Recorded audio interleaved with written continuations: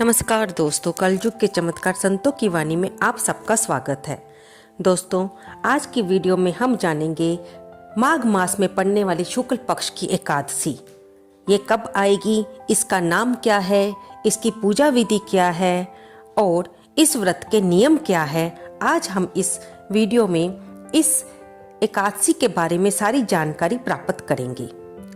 माघ मास में आने के कारण शुक्ल पक्ष की इस एकादशी का महत्व बहुत ही बढ़ जाता है, क्योंकि माघ मास का महीना अति पावन पवित्र माना जाता है। शुक्ल पक्ष की इस एकादशी को जिया एकादशी के नाम से पुकारा जाता है। आंध्र प्रदेश और कर्नाटक में इसे भीषम एकादशी भी कहा जाता है। महाराष्ट्र में भगत पुंडरीक की याद में पंढरपुर में वहाँ पर उत्सव भी मनाया जाता है। इस जिया एकादशी को हर पाप का नाश करने वाली एकादशी के रूप में भगत इस दिन व्रत रखते हैं। इसे सर्व कामना पूर्ति यानी कि सभी कामनाओं को पूर्ण करने वाली एकादशी भी माना जाता है। इस एकादशी का व्रत रखने से ऐसा माना जाता है कि ब्रह्म हत्या जैसे भीषण पाप से भी हमें मुक्ति मिलती है। इस व्रत को रखने से सांसारिक दुखों का नाश तो होता ही है, पिछले जन्म में किए गए कार्मिक दोषों से भी छुटकारा मिलता है। इस व्रत के नियम भी बाकी एकादशियों की तरह ही एक समान है कि दशमी के दिन हमें व्रत के नियमों का पालन करते हुए सूर्य अस्त से पहले भोजन कर लेना चाहिए और रात को ब्रह्मचर्य का पालन करते हुए भूमि पर शयन करना चाहिए। इस दिन हमें सात्विक भोजन करना चाहिए और अगले दिन सुबह पवित्र नदी में अगर संभव हो सके तो स्नान करें, नहीं तो घर में ही जल में गंगा जल डालकर और तिल डालकर स्नान करें। इससे हमारे पापों का नाश होता है और तन भी पवित्र होता है।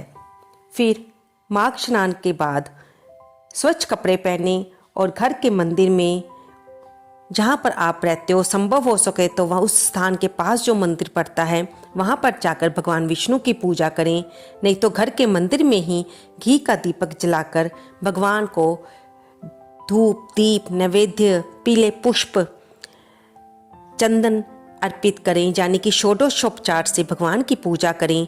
भगवान का कथा सुने, भगवान को भोग लगाएं, फिर भगवान की आरती करें और अपने व्रत का संकल्प लें कि आप ये व्रत निराहार करना चाहते हैं या फलाहार। संकल्प लेने के बाद आपने जिस तरह का संकल्प किया है उससे अपने व्रत की पूर्ति करें और सारा दिन भगवान के पवित्र मंत्र महामंत्र ओम नमो भगवते वासुदेवाय का जाप करते रहिए।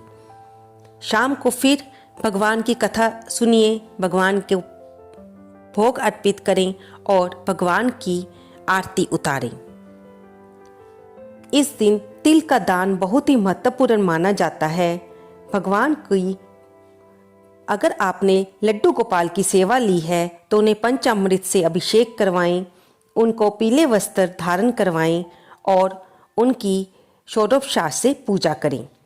इस दिन नारायण कवच या विष्णु स्तोत्र का पाठ करें। माँ तुलसी के आगे भी दीप दान करें और माँ तुलसी की आरती उतारें। संभव हो सके तो रात्रि जागरण करें, भगवान का भजन करें और अगले दिन द्वादशी को नियत समय पर इस व्रत का पारण करें। घर में अगर संभव हो सके तो आप ब्राह्मण को भोजन कराएं और अगर किसी कारण से आप ब्राह्मण को भोजन नहीं करवा सकते तो सूखा भोजन ही निकाल कर और उसके साथ कुछ दक्षिणा रखकर मंदिर में दे आएं। इस द्वादशी को भीषम द्वादशी भी कहते हैं। कहा जाता है कि इस दिन भीष्म पितामह जी ने अपनी देह का त्याग किया था। इस दिन भगवान को गन्ना अर्पित करना चाहिए, क्योंकि इससे ये मान्यता है कि इससे हमें हाथी की योनि से मुक्ति मिलती है। अगर आप व्रत ना रख सकें तो भी भगवान की कथा जरूर सुनें, किसी जरूरतमंद की मदद करें, ब्राह्मण को दान दें, भूखे बच्चों को जब भूखे व्यक्ति को भोजन कराएं और जितना भी पुण्य का काम हो सके उसे अवश्य करिए। ऐसा माना जाता है कि इस दिन जो भी आप दान करते हैं उसका फल अनंत गुना होकर आपको मिलता है। इस दिन आप निंदा चुगली छल कपट चोरी करना जुआ खेलना ऐसी बुरी आदतों से दूर रहिए और भगवान का भजन करते रहिए। इस दिन ऐसा माना जाता है कि वराह भगवान का भी भीष्म द्वादशी के दिन प्रागट्य हुआ था, इसलिए वराह भगवान के स्वरूप की भी पूजा की जाती है।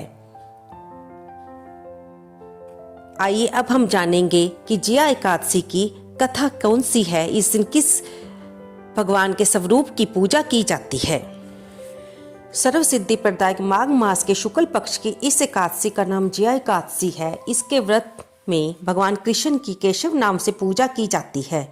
इस व्रत को करने वाले को भूत प्रेत पिशाच आदि निकृष्ट योनियों में जाने का भय नहीं रहता और अनेकों जन्मों के पाप नष्ट होकर इस लोक और परलोक में सभी सुख प्राप्त होते हैं।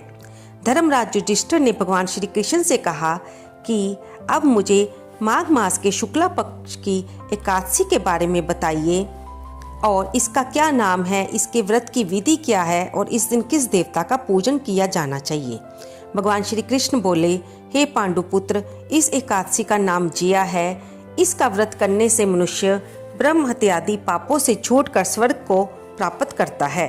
पिशाच आदि योनियों से भी मुक्ति मिलती है, इसलिए यह व्रत विधि पूर्वक करना चाहिए। अब मैं तुम्हें इसकी पद्म पुराण में आने वाली एक कथा सुनाता हूँ। देवराज इंद्र स्वर्ग में राज करते थे और अन्य सभी देवगण सुखपूर्वक स्वर्ग में रहते थे। एक समय इंद्र अपने नंदन वन में अप्सराओं के साथ क्रीड़ा कर रहे थे और गंधर्व गान कर रहे थे। उन गंधर्वों में प्रसिद्ध पुष्पदत्त तथा उसकी कन्या पुष्पावती और चित्रसेन तथा उसकी स्त्री मलिन भी थे। मलिन का पुत्र पुष्पवान और उसका पुत्र माल्यवान भी उपस्थित थे। उस समय पुष्पवती माल्यवान को देखकर मोहित हो गई और उसे अपनी ओर आकर्षित करने लगी। इससे माल्यवान को उसने वश में कर लिया। पुष्पवती की सुंदरता को देखकर माल्यवान भी उस पर मोहित हो गया। ये दोनों कामदेव के वश में हो गए थे, परंतु इंद्र के बुलाने पर नृत्य और गायन के लिए आना ही पड़ा। उन्होंने अप्सराओं के साथ गाना शुरू किया, परंतु कामदेव के प्रभाव से उनका गाने में मन न लगा और वे अशुद्ध गायन करने लगे। इसे इंद्र ने अपना अपमान समझा और इन दोनों को श्राप दे दिया कि तुम मृत्युलोक में जाकर पिशाच का रूप धारण करो और अपने कर्मों का फल भोगो। इंद्र का श्राप सुनकर ये दोनों अत्यंत दुखी हुए और हिमाचल पर्वत पर पिशाच बनकर अपना जीवन व्यतीत करने लगे। रात दिन उन्हें एक क्षण भी निद्रा नहीं आती थी। उस स्थान पर अत्यंत भयंकर सर्दी थी। उनके दांत सर्दी से कटकटा रहे थे। एक दिन पिशाच ने अपनी स्त्री से कहा, ना मालूम हमने पिछले जन्म में ऐसे कौन से पाप किए हैं जिससे हमें इतनी दुखदाई ये पिशाच जोनी प्राप्त हुई है। देवयोग से एक दिन माघ मास के शुक्ल पक्ष की जिया नाम की एकादशी आई। उस दिन इन दोनों ने कुछ भी भोजन नहीं किया, ना ही कोई पाप कर्म किया। वे दोनों अत्यंत दुखी मन से पीपल के वृक्ष के नीचे बैठे रहे। जब सूर्य नारायण अस्ताकुल चले गए तब रात्रि भर इन दोनों को सर्दी के कारण नींद न आई और सुबह प्रातःकाल ही इस व्रत और रात्रि जागरण के प्रभाव से इनकी पिशाच देह छूट गई और अत्यंत सुंदर वस्त्रों तथा आभूषणों से अलंकृत होकर दोनों ने स्वर्ग लोक को प्रस्थान किया। उस समय आकाश में देवगण तथा गंधर्व उनकी स्तुति तथा पुष्प वर्षा करने लगे। स्वर्ग में जाकर दोनों ने देवराज इंद्र को प्रणाम किया। इंद्र ने इनको प्रथम रूप में देखकर इनसे पूछा कि किस प्रकार इन्होंने पिशाच जोनी से छुटकारा पाया। तब माल्यवान बोले, हे देवेंद्र, भगवान विष्णु की कृपा और जिया एकादशी के व्रत के प्रभाव से हमारी पिशाच देह छूटी है। तब इंद्र बोले, हे माल्यवान, भगवान की कृपा और एकादशी का व्रत करने से तुम्हारी न केवल पिशाच जोनी छूट गई है, बल्कि तुम हम लोगों में वंदनीय भी हो गए हो। भगवान विष्णु और शिव के भक्त हम लोगों के लिए वंदनीय हैं, अतः आपको धन्य है।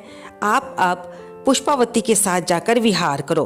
श्री कृष्ण ने अंत में कहा, जिस मनुष्य ने इस एकादशी का व्रत किया है उसने मानो यज्ञ, जप, दान आदि सभी पुण्य कार्य कर लिए। जो मनुष्य जिया एकादशी का व्रत करते हैं वे अवश्य ही 1000 वर्ष तक स्वर्ग में निवास करते हैं। तो दोस्तों, ये थी जिया एकादशी की कथा, जिससे हमें ये पता चलता है कि ये व्रत करने से हमें पिशाच जोनी जैसी बुरी जोनियों से भी मुक्ति मिलती है। अब हम जानेंगे कि एकादशी तिथि किस समय शुरू होगी। दोस्तों, एकादशी तिथि का आरंभ 31 जनवरी 11:33 AM पर शुरू होकर अगले दिन 1 तारीख बुधवार को 2:01 PM तक रहेगा, यानी कि एकादशी का व्रत सूर्योदय तिथि होने के कारण 1 फरवरी को रखा जाएगा और इसकी पारण तिथि 2 फरवरी वीरवार को 7:09 से लेकर 9:19 तक सुबह के रहेगी। अतः आप एकादशी का व्रत बुधवार को रखकर इसका पारण वीरवार को सुबह कर सकते हैं। अगर आप किसी शारीरिक अस्वस्थता के कारण ये व्रत ना कर सकें तो इस दिन दान कर्म अवश्य कीजिए, भगवान का पूजन करिए, भगवान के महामंत्र का जाप कीजिए और ब्राह्मण को दान दीजिए और किसी जरूरतमंद की सहायता अवश्य कीजिए। इससे भी आपको अति पुण्य की प्राप्ति होगी। दोस्तों, एकादशी व्रत की जानकारी के साथ साथ हम आपको ये भी बता दें कि प्रदोष का व्रत वीरवार को रखा जाएगा और इस बार माघ पूर्णिमा 5 फरवरी की आएगी। अगर आप सत्यनारायण भगवान का व्रत रखना चाहते हैं तो वे आप 5 फरवरी को पूर्णिमा के दिन रख सकते हैं और उस दिन भगवान सत्यनारायण की पूजा कीजिए। आपको ये वीडियो कैसी लगी कृपया इसे लाइक करें, शेयर करें और कमेंट बॉक्स में जय श्री विष्णु भगवान लिखना ना भूलें। धन्यवाद दोस्तों।